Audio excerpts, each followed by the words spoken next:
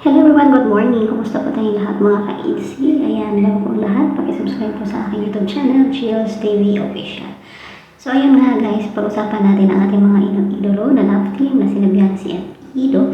And kasi talaga bang ganon si Ido kay Beyonce? Bakit nga ba nagiging ganon si Ido kay Beyonce? So ano nga ba yan ang ibig kong sabihin? So guys, matatandaan po natin last time na nagpunta sila ng Palawan, napansin po natin na parang protective si Ido para kay Beyonce.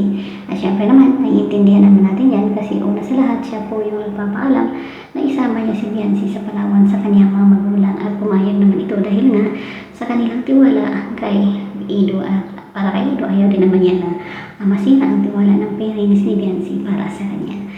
So, siguro gano'n na lang at hindi naman sa nagsiselos. Sabi nga kasi ng iba, nagsiselos daw nga po si Ido dahil nga nagsuot ito ng napakaiksi. Para kay Ido, napakaiksi, pero para naman sa karamihan ang lugar na pinunta nila ay talagang gano'n ang sinusuot. Yung iba nga, di ba, nagtutupis pa nga. So, kahit naman anong isuot ni Beyonce ay napaka-swak naman sa kanyang katawan kasi kahit anong isusuot niya, para talaga sa akin is maganda kasi ang kubog ng kanyang katawan at bagay na bagay kahit anumang klaseng damit ang kanyang isusuot.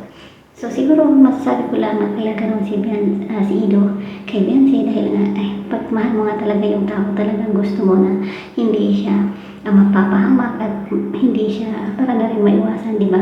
Kasi kadalasan sa mga Pilipino is lalo na sa probinsya, pag nagsuot ka ng ganyan is binubuli ka. Pero bagay naman iyon sa mga lugar na napuntahan nila sa Palawan kasi yun nakikita nga natin sa mga turista na kasabay nila na sobrang iksi pa rin ang mga sinusuot.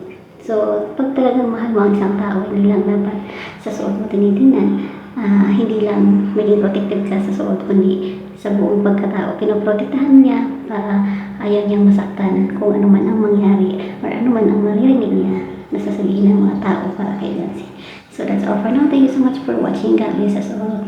Don't forget to subscribe Kalingap Ido and to Kalingap team supporters also and reactors. Thank you so much and God bless us all. Bye bye. Mama.